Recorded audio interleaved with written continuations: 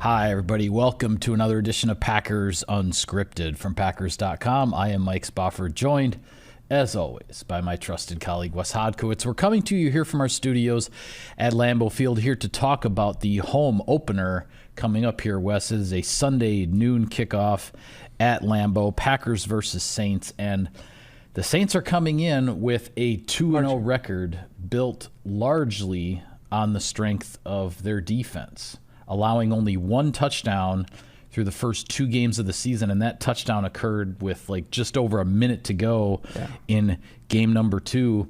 This Saints defense is, I've been saying, it's probably the toughest test for Jordan Love and this Packers offense for at least the first half of the season, maybe on the entire schedule. I would agree, and just what Dennis Allen has done with that unit. I mean, you forget 10 years ago, just the roller coaster that those Saints teams went through, because Drew Brees would be throwing for 5,000 yards, and then they couldn't stop anybody either. And, it's been a steady progression for them. But, Dennis Allen has sort of been the exception to the rule. This is a league where defensive coordinators, one, don't tend to last very long for one reason or another, positive or negative, and two, in having success that has slowly built up. I think when you look at these Saints defenses, they've gotten better every single year Dennis Allen has been there. The training camp practice we had here last year, super impressive unit, but I think they've even taken yet another step. And probably the most impressive thing of all to me is that Larry McCarron said this when we were doing 3 Things on Wednesday, and it's true. They have name brand talent at a number of positions, but even more than that, they have ageless wonders at those spots. I mean, Cameron Jordan, if you've ever looked at it, has one of the most satisfying box score career stat lines I think I've ever seen. I mean, he went years by playing in every single game, and although he did miss one last year and the year before, it actually has allowed him to continue the streak of 16 starts a season. Yeah. And he continues to be a top playmaker. The Honey Badger, I mean, you see Marshawn Lattimore coming back, kind of a scary incident last year, and returned at the end of last season, and he's built back as good as he's ever been. It's a very dangerous unit for Jordan Love and this Packers offense to tackle, but also an incredible opportunity to show how far this offense has come in a short period of time. Yeah, yesterday when I was putting together a story on the Saints defense, and I was looking up, with regard to Cam Jordan, Demario Davis at middle linebacker, Lattimore, and Tyrann Mathieu, like you said in the secondary, you start adding up the All-Pros and the Pro Bowls and stuff, and you lose track because these are extremely veteran, extremely accomplished players in this league. They will have to make one significant adjustment in the secondary because starting safety Marcus May, who has an interception this season, has been suspended by the NFL for a violation of the substance abuse policy, so he will not be on the field at Lambeau. But this defense, it started to hit its stride in the second half of last season. You look at how 2022 went for the Saints. 7 of their first 9 games, I believe, on the season, they allowed 24 plus points or something like that. 7 out of 9. But then in the final 8 games last season, they did not allow any team to score more than 20, and that streak has now continued into 2023. They're at 10 consecutive games not allowing more than 20 points, which is one off of the longest such streak by a defense in the NFL basically in the last 25 or 30 years. So a major test for the Green Bay Packers for Jordan Love, and we'll see what happens with regard to where things are on offense. Christian Watson is back at practice. Aaron Jones is not. Elton Jenkins is out he's on a week-to-week basis right now. David Bakhtiari essentially is week-to-week as well from what we know at this point. So we'll see just who all is out there come Sunday. The one that we know for sure won't be, I think, is Jenkins. Everybody else will have to see what happens. But as we talked about on our last show, the Packers were putting together a pretty good offensive performance despite being extremely short-handed in terms of some of your major players against Atlanta. You've got to be able to bounce back from that rough fourth quarter, pick up where you left off in that second and third quarters in Atlanta, and try to capitalize on the opportunities you do get against a tough unit. Yeah, one of the big points I've been stressing this week, and a lot of my writing has been remembering what you did well in the third quarter, but learning from what happened in the fourth. Yeah. And, Packers got off. One thing not enough people really talk about, and it's a story that I'm writing this week, it's something you and I have discussed, is the fact that Jordan Love, for all of these games that he's played, so few of them have actually come at Lambeau Field. I mean, the times in which he's gotten in and gotten some experience. Now he finally gets that home field advantage. The Packers have to make that count. And we'll see what tools and weapons are going to be around him in this one. Certainly, it was a positive sign to see Christian Watson being able to practice again on Wednesday after returning last Friday. That's a big, big check mark there to make sure there were no setbacks in his rehab. But David Bakhtiari, Elton Jenkins, and Aaron Jones, that's three of the best at their position, not on this football team, but in the National Football League. And they're going to have to overcome that. At the same token, the New Orleans Saints are dealing with their own business right now. As you mentioned, May gets suspended, Alvin Kamara is still on the suspension, and now Jamal Williams has this hamstring injury that likely is going to sideline him on Sunday. So now they're looking at a young backfield that's going up with Derek Carr.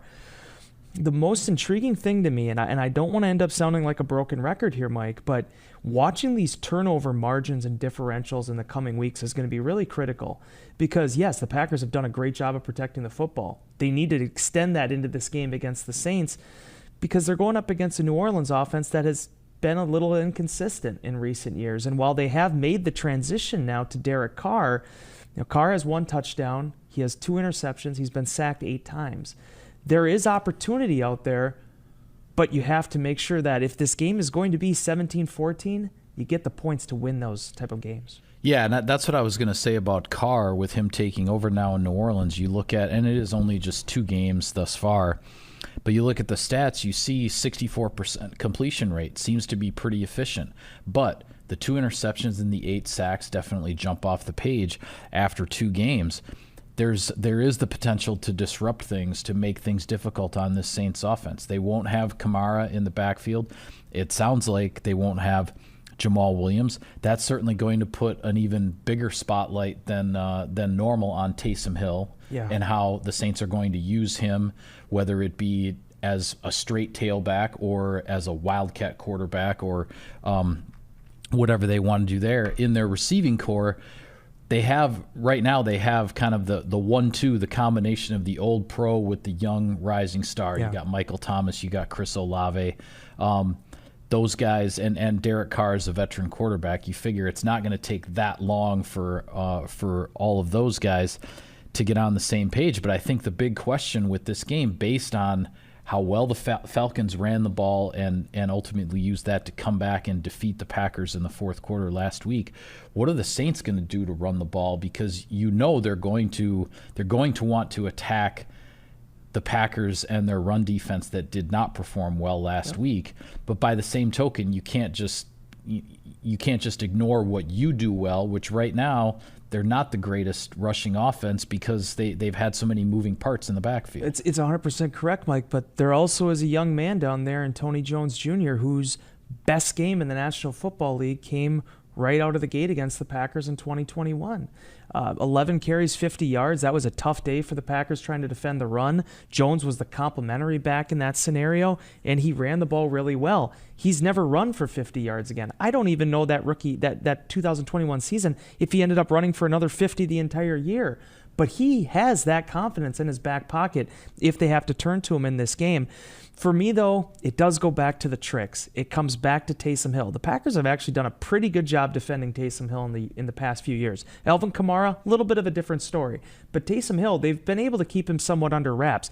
You have to imagine, though, they are going to be cooking up and coming up with some interesting plans for him. Obviously, last week, we saw what he can do with the ball in his hand, get him in space. He's still quick, even though everyone wants to talk about the age number. He kind of plays beyond that. And then, as we were talking about before we went on air, Rashid Shaheed is a guy that has really impressed me as a former college free agent that, again, has made some critical plays for them both last year and now going into this year. And he gives you a special teams aspect of that game as well. The New Orleans Saints went and got Derek Carr for a very specific reason. It's almost kind of like the New York Jets light. They had a team they felt could compete to win a division title. They had a team they felt could compete to actually get to the playoffs. But they just made either too many mistakes when Jameis Winston was in there, or they just got a little bit too blasé when it was Andy Dalton. Derek Carr gives them a little bit more of both worlds there, the playmaking and also the protection. And that's what they're hoping to build this thing off of. They were hoping with that signing and that acquisition that they were that player away from being able to make this thing happen. Yeah, absolutely. I want to get to our keys to victory here for Green Bay, but first a little bit of sponsor business. Sirius XM NFL Radio delivers hard-hitting analysis and up-to-the-minute NFL news that true football fanatics need 24/7, 365. And at Cousin Subs, we have something for everyone, like our Wisconsin cheese curds, mac and cheese, golden fries, and creamy shakes, all paired with your favorite sub or sub in a bowl. Cousin Subs, 50 years of better.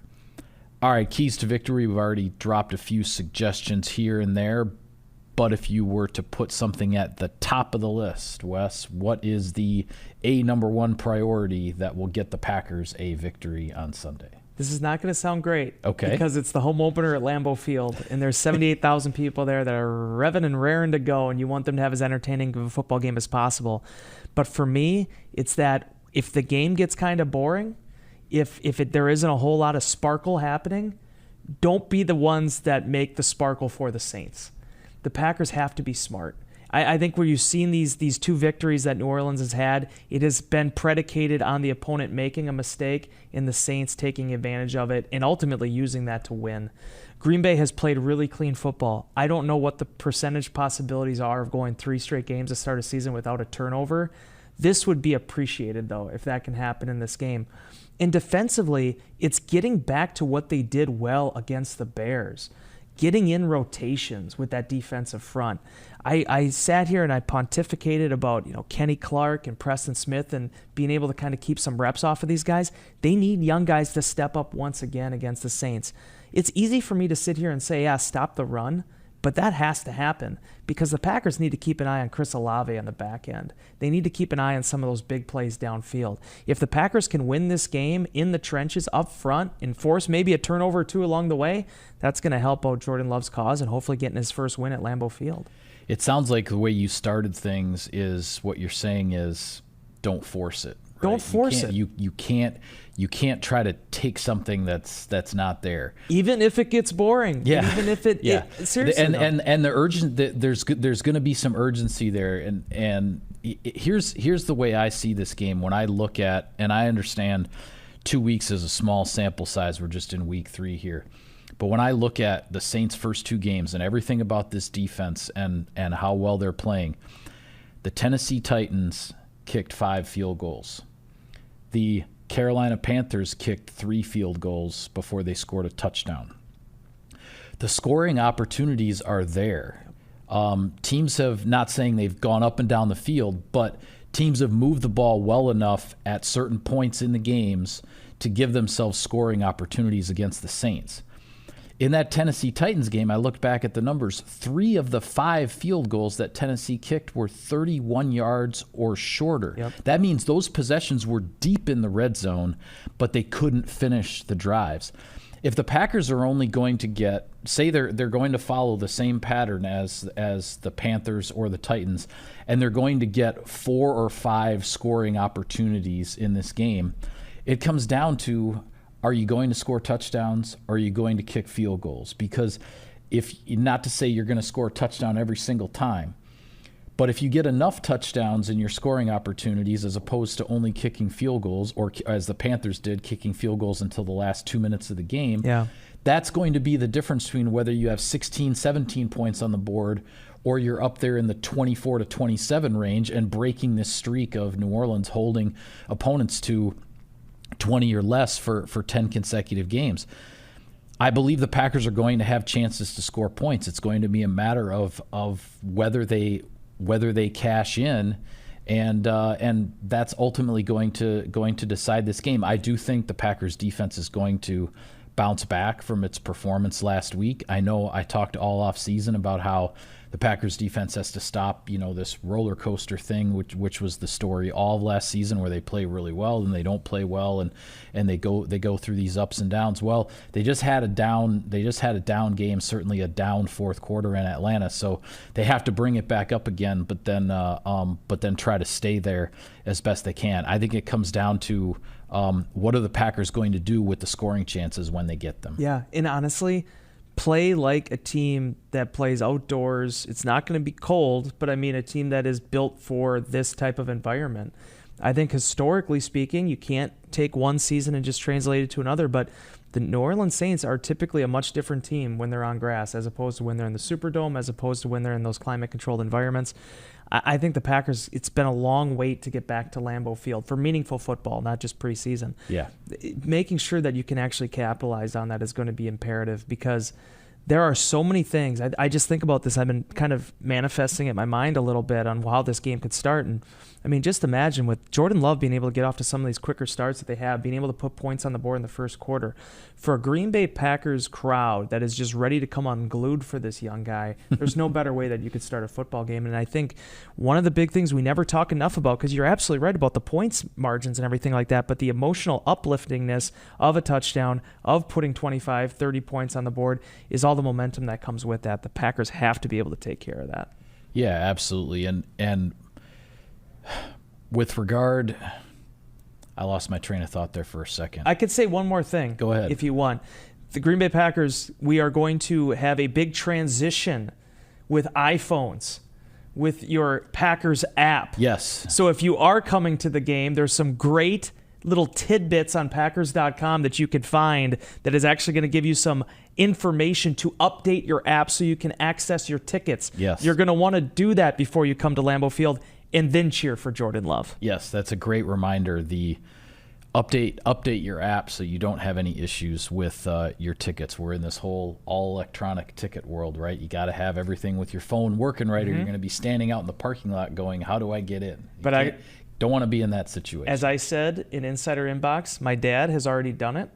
And if my, God bless him, my 62-year-old father can do it, gosh darn it, you can do it too. All right. The other thing I was going to point out is that, you have to make, and it sounds funny to say it this way, you have to make the fourth quarter failure last week in Atlanta count for something, which means that you've got to learn from it. You've got to understand why it happened, and on both sides of the ball, defensively and offensively, you have to understand why it happened, what led to it, but by the same token, while learning from it, you can't dwell on it. You can't let the one bad quarter beat you again. And then you have another game coming up, 4 days after on Sunday. Don't let one bad quarter of football suddenly turn the whole first quarter of your season upside down.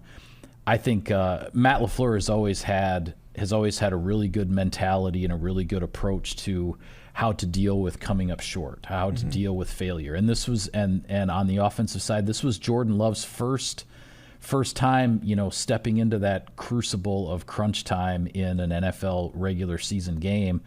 And you have to make the failure count, make it worth something so that you're better the next time. And I'll close with this. Matt LaFleur has not been in a joking mood this week, nor would I try to be a comedian. But, when you look at what happened in the fourth quarter, I really am reminded of that story he always likes to tell about his time with the Houston Texans. Yeah, his first year in the NFL as a lowly offensive assistant for the Houston Texans, going up against Peyton Manning and the Indianapolis Colts. And the Packers weren't facing Peyton Manning in this game, but it does again remind you of 12, 13, 14-point leads. Yeah, you feel really good about it. You have that confidence and that swagger, but they really can go quickly. And I think for a young football team, that's the biggest benefit right now. Yeah, Matt LaFleur and the coaching staff, they've experienced it. A couple of these veterans on this team have experienced it. Guys like Dontavian Wicks and Jaden Reed and this young roster, they might have gotten a taste of it in college, but realistically, those are the eye-openers that kind of remind you that no lead is safe in this league. And you have to make those opportunities count. You have to really put your stamp on these games when you have the opportunity to do so. Yeah, absolutely. Quickly, before we go, a couple of other games in the NFC North to pay attention to. Let's go Falcons. The Atlanta Falcons, who just beat the Green Bay Packers, now go to Ford Field in Detroit to take on the Lions. So the Falcons playing the Packers and Lions in back-to-back weeks, and then the Packers and Lions are going to play one another on Thursday Night Football here coming up. And then we touched on this one also on our last show. The Chargers are going to Minnesota, two teams that are both 0-2, two teams that nobody thought would be 0-2 at this stage, and barring a 70-minute stalemate, one of these teams is going to be 0-3. Wes. And beginning and with they you both made the playoffs last year. And you saying that, two 0-2 teams that nobody expected, just like Sunday Night Football now, where you're going to have a 2-0 team in the Tampa Bay Buccaneers hosting the defending NFC champions in the Philadelphia Eagles, a team that I don't think many people expect to be 2-0 either. So like it just shows you that regardless of whatever the narratives are around these teams, to use another old Matt LaFleur line, you got to do it on the grass. Yeah. And the Buccaneers going to and taking on Philly now with a chance to really get off to a fast start, that's one thing. But U.S. Bank Stadium playing host to this game, this could get real bad real quick for the Vikings if they don't attack this thing the right way. Because while the Chargers are 0-2, and while there are the Brandon Staley questions out there, they have lost those games very easy for you to say. Very narrow margins. Very narrow margins. And one of those is to a Miami Dolphins team that suddenly, NFL pundits are already talking about them being a Super Bowl contender. Yeah. So the reminder is there of how important it is and how crucial it is to win these games. And then also from the Falcons' perspective, Arthur Smith, I was watching a lot of the interviews this week. Not that they're feeling themselves. I think they've taken the right mentality, but the NFL is feeling the Falcons now.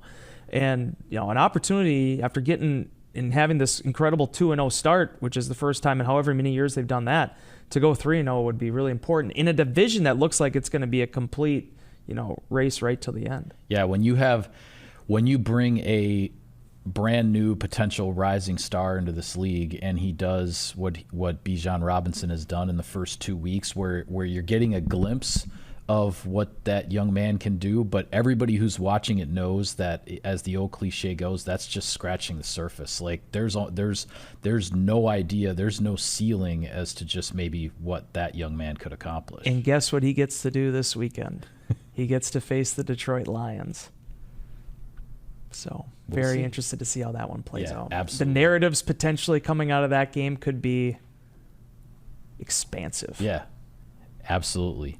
With that, we'll call it a wrap on this edition of Packers Unscripted. Be sure to follow all of our coverage of the team and everything from Sunday's home opener at Lambeau Field. Packers and Saints will have it all for you on Packers.com. For Wes, I'm Mike. Thank you for tuning in, everybody. We will see you next time.